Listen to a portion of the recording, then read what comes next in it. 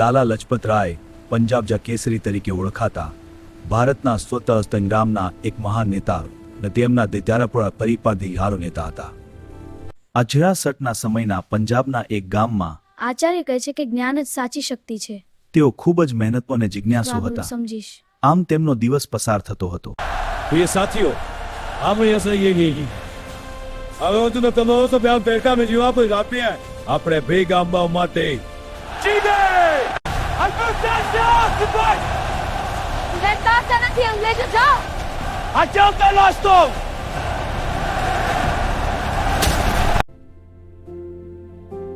17 November 1928 Punjab કેસરી અમર રહ્યા.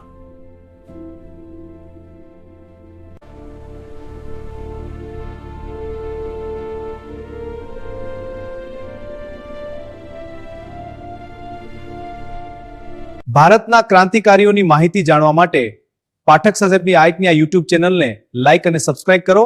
Channel address Pathak Madhusudan છે.